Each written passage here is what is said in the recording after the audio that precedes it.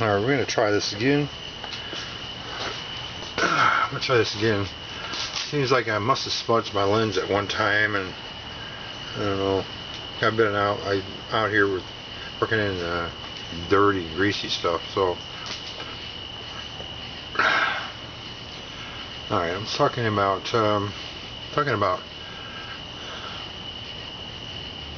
go-karts, cross-karts, mini bikes, how I got started, and what inspired me. Well, I was like, we had been full-time RVing since 2013, and we really didn't have, there wasn't nowhere, couldn't really get into it that much because there was limited space. Then we ended up down here in East Texas. We were down in one spot for about 2.5 years, and we had a shed, and I bought a Honda Spree. It was a 50cc, and it didn't run. I got it to run, but it just, that thing was, I think it was just simply just wore out. But I got it running, and then it quit running on me, and I just didn't, you couldn't find the parts for it. So I sold it to a guy. He tried to work on it, he couldn't get it running either. So so I kind of got away from it for a while, and I was watching Cars and Cameras. Two guys working on rebuilding mini bikes and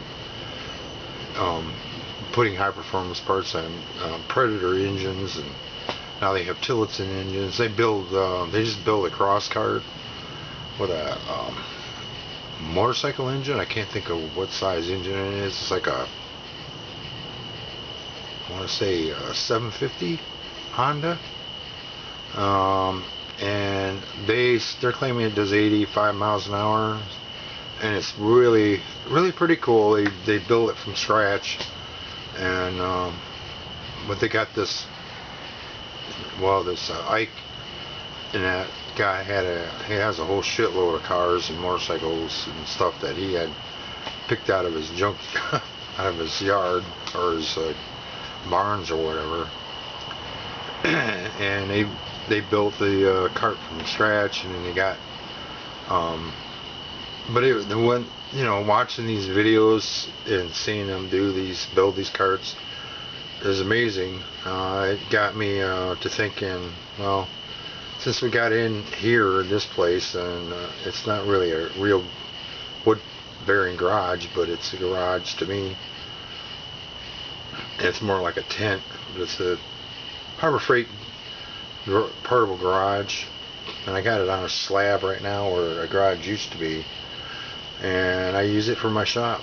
And but I've been out here every night making videos talking about my build with this hammerhead I got, which I finally completed, and I really enjoyed working on it. It was I'm retired.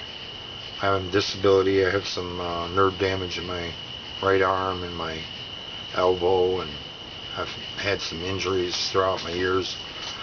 I have a back injury and some other problems that can't really physically work on a regular job. So I've been retired for almost 10 years.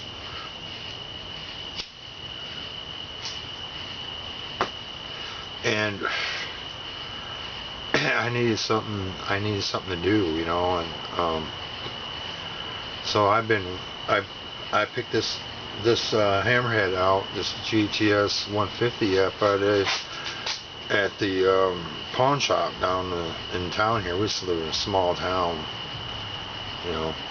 Bladewater, Texas. It's like there's like one big main intersection, and the rest of it's a highway goes to Longview. And there's not that, the population isn't that high here. But I also got involved watching Redbeard's Garage.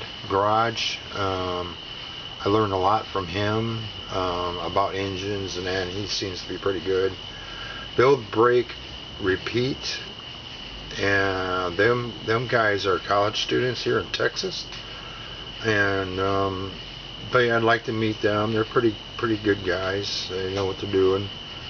And there's some others, and rather be welding. I think he's amazing. Fabricates his own parts. He built his own lathe, metal lathe, and he bought some expensive lathing machining equipment, but he built his own. He builds his own from scratch too. So it inspires me to want to do something. I mean, I have a welder, small welder. I just bought a Campbell Hausfeld 3/4 inch air torque wrench, and I got a tank, an 8-gallon air tank, and bought a Harbor Freight 150 psi pump. So I just fill up the tank and I run it off that.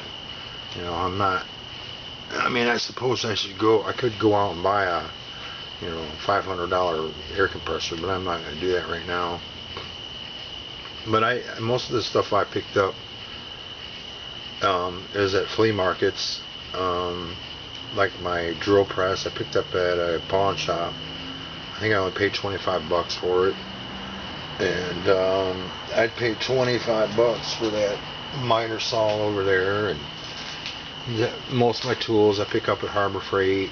I'm just reclaiming most of my tools back that I lost from years past. Built my workbenches, from wood that I've had. It's just now, as a matter of fact, I'm just, now that I'm finished this project here, I think I'm going to get either get a Honda Trail 70 or that I might pick up for $800, or I'm either a tail quad 125cc full size, they call them F. I think it'd be alright. I mean, they're cheap. You can pick them up I found one. I tried to make a deal with a lady. I had a trailer. I was trying to cheese back out of the deal. It took about a month to figure that out. I was just screwing around waiting on her. There's another guy. He does the same around here.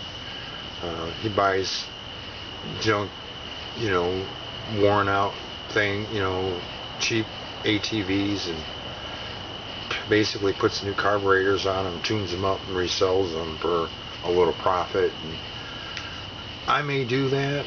I don't know. I'm looking for one for myself.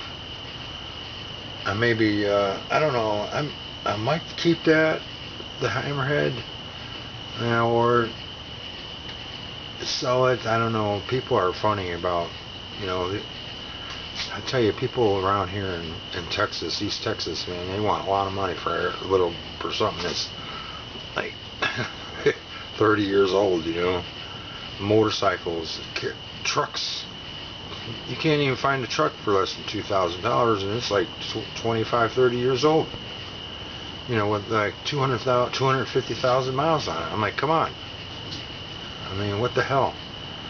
Well, that's just these Texans down here. They're just, I don't know. They think everybody's made out of money down here. But